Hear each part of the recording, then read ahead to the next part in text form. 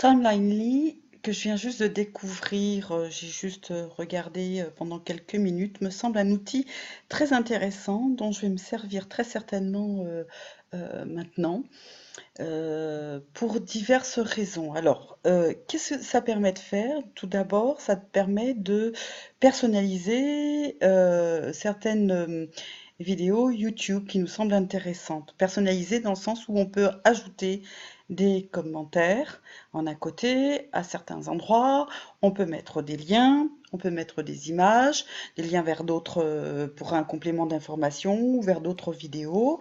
Et quand on s'inscrit, je pense qu'il faut s'inscrire pour cela, eh bien, on peut commenter les commentaires justement qui ont été mis sur la vidéo, les commentaires d'une vidéo donc qui a été créée par un autre utilisateur. On va découvrir ça ensemble. Je n'ai pas encore créé de vidéo à moi, mais j'ai parcouru un petit peu ce qui était proposé. Donc, je vois par exemple, alors comme j'ai fait voir dans cette fenêtre, on a quelques exemples qui sont donnés et que j'ai parcouru en partie assez rapidement, donc dont ces trois-là, celle-ci, celle-ci et celle-ci, pour voir un petit peu ce qui était proposé. Donc, nous allons aller à la première, donc qui est sur la culture et révolution. Là, c'est en anglais.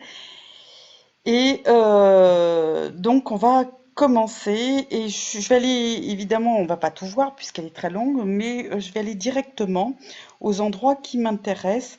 Peut-être que ça va ramer un petit peu pour que le curseur de la vidéo se place à l'endroit de la vidéo même, mais en tout cas, en cliquant sur ces commentaires qui ont été, ces annotations qui ont été ajoutées par l'utilisateur et qui vont figurer sur la droite de l'écran, on verra quel type d'annotations sont proposées, même si la vidéo pédale un peu pour rattraper cet endroit-là. Donc, je vais au moins démarrer la vidéo.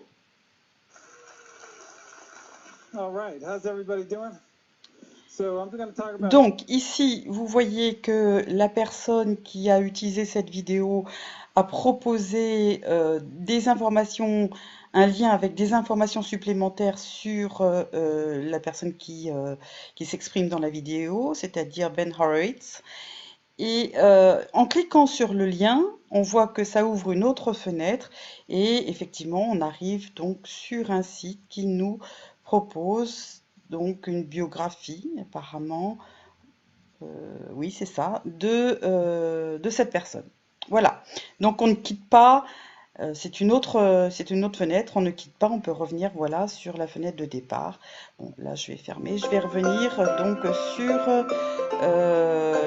la vidéo qui m'intéresse. Bien, alors je vais passer directement, puisqu'on ne va pas tout faire défiler, je vais passer directement à la deuxième annotation. Et quand on clique là-dessus, normalement la vidéo doit rattraper si ça ne pédale pas, hein, évidemment. Ah, c'est bon, super. Et là, vous voyez que l'utilisateur a mis les annotations suivantes, What is culture? Et puis plusieurs réponses proposées. Et en dessous, vous voyez que des utilisateurs, des gens qui se sont inscrits sur le site ont pu ont pu commenter, OK, great, etc., etc. Et quand on clique sur leur nom, alors je ne sais pas si ça change de fenêtre, et non, malheureusement non, mais on peut aller directement sur leur compte en trouvant les vidéos qu'on proposait, mais là apparemment cette personne n'a rien proposé. Je vais revenir en arrière et puis je vais voir si la deuxième personne a proposé quelque chose. Non, elle n'a pas proposé de vidéo. Donc c'est pas grave. Donc, on va se rendre sur la troisième annotation, ici. Ici, vous voyez que l'utilisateur a mis un lien avec un complément d'information, donc c'est un lien Wikipédia ici, sur la Révolution haïtienne. Et donc, toujours en cliquant sur Go To, on va à l'endroit de la vidéo ici, l'endroit qui est concerné par le lien. ça peut permettre d'aller plus rapidement lorsqu'on veut revenir sur certains endroits qu'on a vu toute la vidéo, qu'on veut revenir, on n'a pas besoin de revisionner toute la vidéo. Donc ici, normalement, oui, ça s'ouvre dans un nouveau lien et donc nous avons notre complément d'information. Je vais cliquer sur la troisième annotation proposée. Ici, on nous propose donc le lien vers un article du New York Times sur le décès apparemment et la biographie de quelqu'un dont on fait référence certainement dans la vidéo. Donc ici, voilà, on voit sa photo et on peut donc, en cliquant sur ce lien, avoir donc un complément d'information. Si on continue, on voit qu'on peut ajouter des photos. D'accord? Steve Jobs, ici Zuckerberg. Encore une photo avec, là il n'y avait pas de lien, mais là il y en a un qui est proposé. Et ici, vous voyez qu'on nous propose donc une vidéo. Quand on clique dessus, ce que je vais faire, ça s'affiche. On peut visionner la vidéo. Et alors, voilà, je vais l'arrêter. Et quand on a fini, on clique sur la petite croix et on retourne à l'endroit où nous étions dans notre vidéo d'origine. Donc ça me semble plutôt, je dirais, intéressant. Je vais donc fermer les fenêtres. Ici, alors cette vidéo sur laquelle je suis tombée, c'était justement cliquant sur le nom de quelqu'un qui avait commenté, qui avait ajouté des commentaires par rapport à ce qui était dit. Et là, j'avais trouvé des vidéos publiées et donc j'avais cliqué sur le lien parce que ça m'intéressait. Bien, maintenant nous allons voir une vidéo qui parle un petit peu de ce qui se passe au Japon et des prix qui sont pratiqués, notamment par rapport à la viande en début de vidéo, et puis on parle des pâtisseries japonaises à la fin. Ça peut être quelque chose d'intéressant culturellement parlant. Et donc on voit la première annotation donc, de l'utilisatrice sur les pâtisseries japonaises qui sont d'après elle donc les meilleures. Là c'était à la fin. C'était pas la première. Donc la première, elle parle de la viande, donc roast beef, avec le prix exorbitant de la viande au Japon. D'accord. Ensuite, deuxième annotation, elle explique donc du coup que les gens envoient de la viande comme cadeau, au vu du prix exorbitant. Donc là, par exemple, à ce passage précis, on fait voir donc les prix avec une conversion en dollars.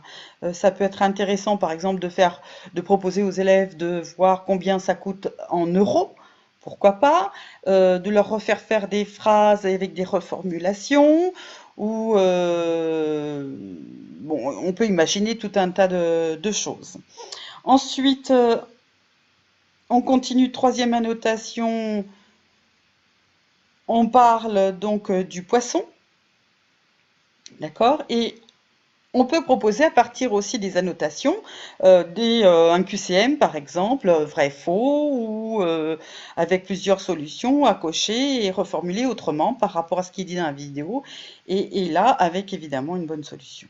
Ensuite, la personne a proposé donc une vidéo où elle propose, parce que à cet endroit-là de la vidéo, super, elle parle des pâtisseries japonaises et elle parle donc, je pense qu'elle doit parler du cheesecake japonais qu'elle dit être très délicieux. Donc on va voir si c'est bien, l'endroit correspond bien.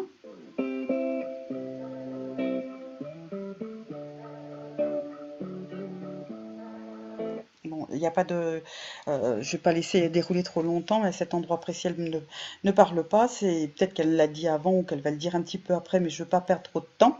Et quand on clique donc sur, alors je vais voir comment ça se passe. Si je clique sur le lien YouTube, je tombe Let's sur... suppose that you're writing a really important email to a Ah colleague. bah évidemment, je tombe sur la vidéo. Voilà, sur la publicité, pardon. Ici, donc, je tombe sur la vidéo qui nous intéresse, c'est-à-dire la recette pour faire ce fameux cheesecake japonais. Donc, on retourne sur l'onglet de notre vidéo que nous n'avions pas perdu. Maintenant, je vais voir si en cliquant directement sur la vidéo, on change de fenêtre ou pas. Ah ben, elle s'affiche comme tout à l'heure ici. Et puis, quand on clique sur la croix, on retourne sur notre vidéo. On passe à la notation suivante. Donc ici, on nous parle du déjeuner donc au Japon, la pause déjeuner, et on doit arriver sur... alors, c'est juste une photo. Ok. Bien. Ensuite, dernière annotation. Ben, elle dit, voilà, c'est celle que on avait vue au début en fait, c'est que les pâtisseries japonaises sont les meilleures. Donc voilà. Alors on peut imaginer tout un tas d'exercices, d'activités à partir de cela. On peut pourquoi pas, en donnant le lien de la vidéo YouTube, demander aux élèves quels endroits leur semblent pertinents et qu'est-ce qu'ils pourraient mettre en annotation. Ça peut être intéressant, pourquoi pas. Donc voici pour cette vidéo. Ensuite, donc je retourne. Il y en avait une troisième, mais bon, je pense qu'on a dû voir l'essentiel. Ah, c'était celle-ci.